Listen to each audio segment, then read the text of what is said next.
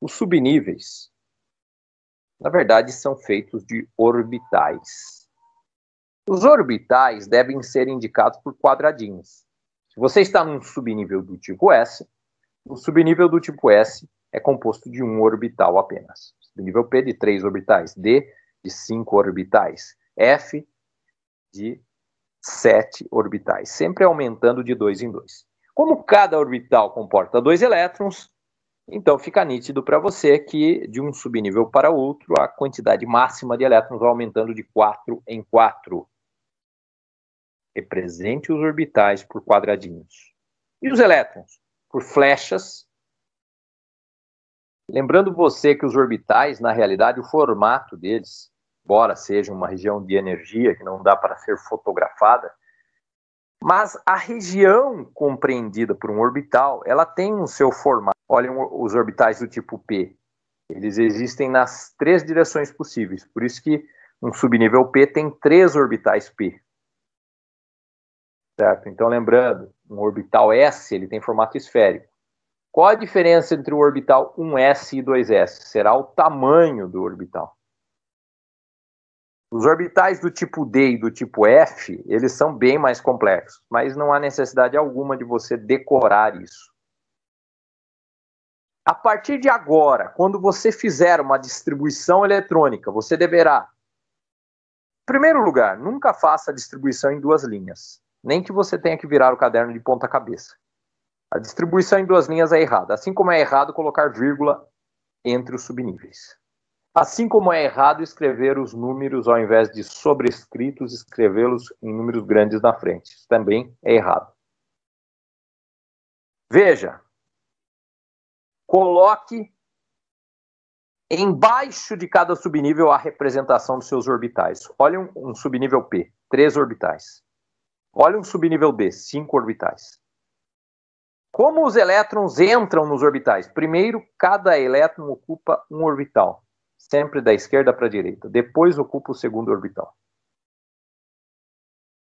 Essa deve ser a sua distribuição eletrônica a partir de agora.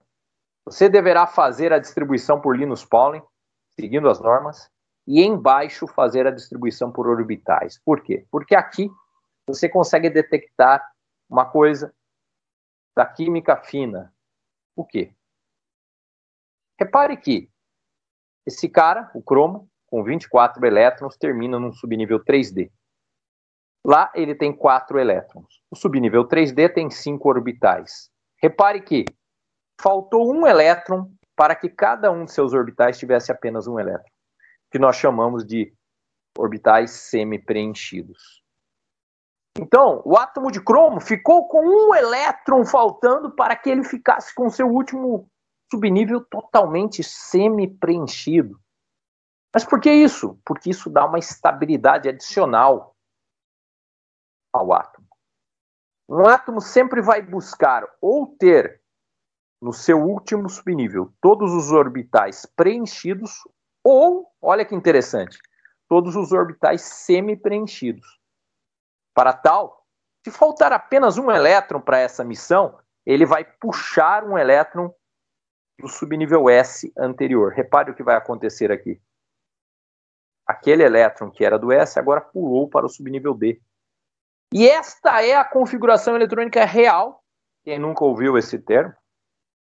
Distribuição eletrônica pode ser chamado de configuração eletrônica. E deve ser chamado assim. Repare.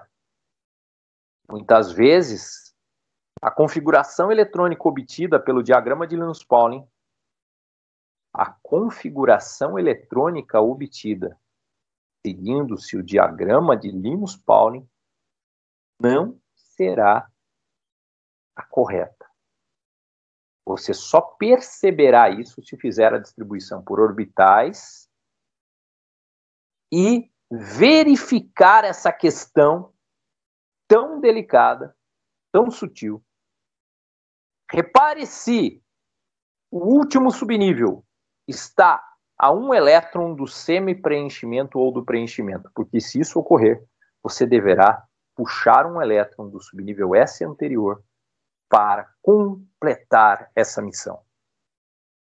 Lógico que isso não altera em nada a relação com a tabela periódica.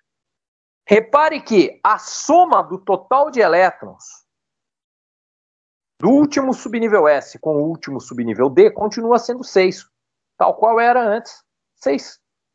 Só houve uma troca de posições. A família continua sendo 6B. O bloco continua sendo D. O período continua sendo 4. Nada muda. Mas a distribuição eletrônica real tem que ser respeitada. Grave agora, anote no seu caderno uma coisa que eu vou te falar aqui que é muito importante. Existem 3 famílias que recebem o nome de 8B. Por isso, a soma dos elétrons do maior subnível S com os elétrons do maior subnível D, se der 8, 9 ou 10, indicam família 8B.